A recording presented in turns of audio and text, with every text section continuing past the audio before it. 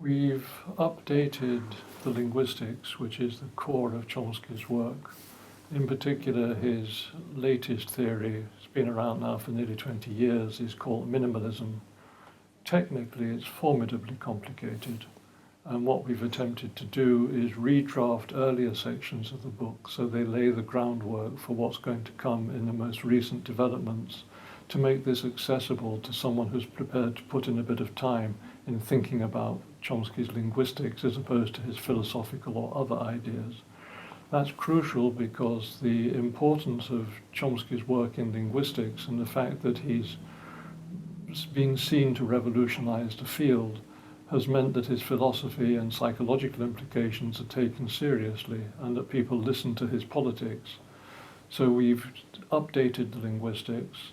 Nick in particular has updated and expanded the philosophy quite considerably, and we've modified bits of the politics to take account of episodes which have taken place since the last edition. So in particular things like ISIS and the Arab Spring. We had a sort of problem of writing technique and balance, in that we wanted to give proper due to Chomsky's critics and opponents, and also the figures against whom he was reacting, philosophers like Wittgenstein and Quine, and behaviorist psychologists like Skinner.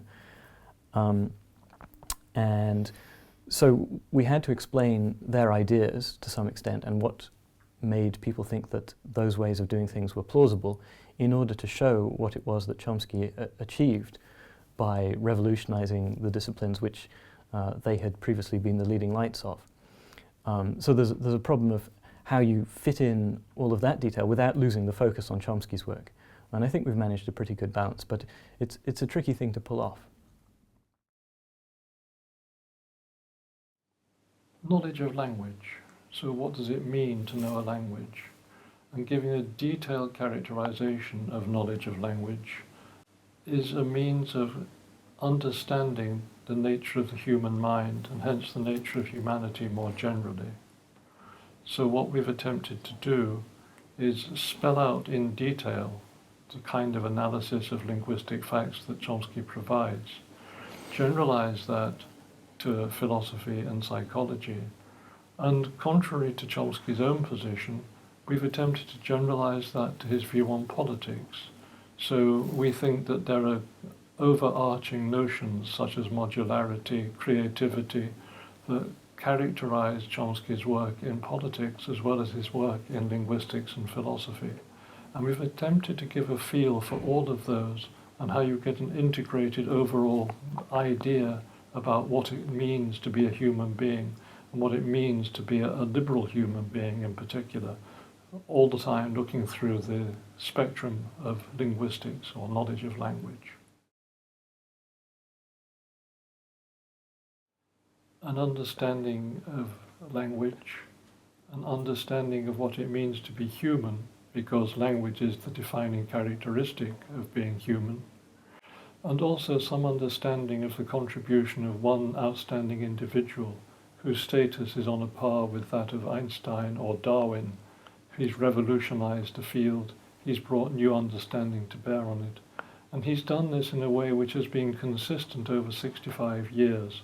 From his earliest work, he's had ideas which have resonated with a large number of people, and his commitments, and especially his moral commitments, have remained unchanged throughout that time. But because of the amount of time he's been dominant in the field, it can be very hard to keep track of what his ideas are, where they've changed constructively, where they've been consistent, and how he's kept a system of ideas going throughout the whole of this period. And despite the length of time that this has taken, our book attempts to give you an overview of the consistency and the development of those ideas, and give you an idea and understanding of a genius in one particular domain.